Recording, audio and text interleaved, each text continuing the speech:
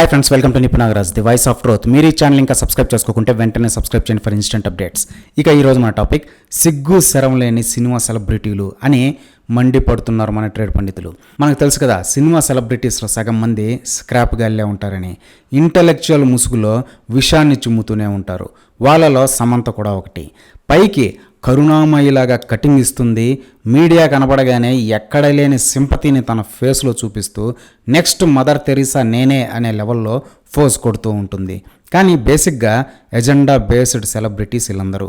3 రోజుల క్రితం కాశ్మీర్లో ఏం జరిగిందో చూసాం. మత ప్రాతిపదికన హిందూ టూరిస్టుల పైన పాకీ ముష్కరులు నరమేధం సృష్టించారు. అయినా కూడా కొందరు సెక్యులరిస్టిక్ పిత్రేగాళ్ళు దాన్ని పైకి చెప్పడానికి తెగ బాధపడిపోతున్నారు. నార్మల్ టెర్రర్ అటాక్ అని, కాశ్మీర్ పైన జరిగిన దాడి అని సొల్లు చెప్తున్నారు. వాళ్ళకంటే హైదరాబాద్ ఓవైసీ అంకుల్ చాలా బెటర్. ఓపెన్గానే ఇది ఒక డిస్క్రిమినేటెడ్ టెర్రర్ అటాక్ అని, హిందువులపైన జరిగిన దాడి అని చెప్పేశాడు. ఇక మన సమంతాకియా పాలస్తీనా పైన కూడా పోస్టులు పెట్టింది, కానీ ఈ కాశ్మీర్ ఇష్యూ పైన అస్సలు స్పందించలేదు. సరేలే, వాళ్ళ ఇష్టం.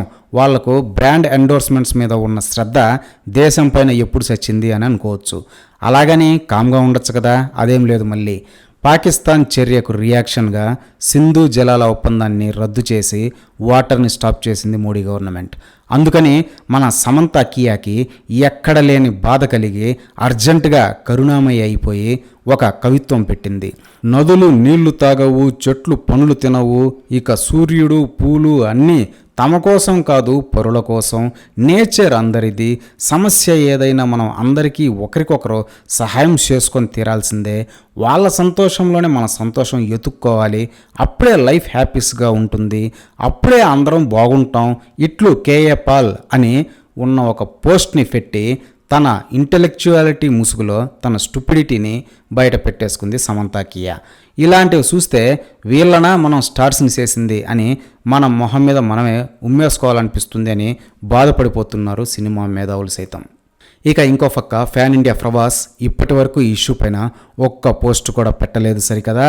తన తదుపరి సినిమాలో నటిస్తున్న పాకిస్తానీ హీరోయిన్ పైన వస్తున్న అభ్యంతరాలను కూడా పట్టించుకోకుండా ఆమె చేత ఒక ఫేక్ ఎక్స్ప్లెనేషన్ ఇప్పించింది చిత్ర బృందం.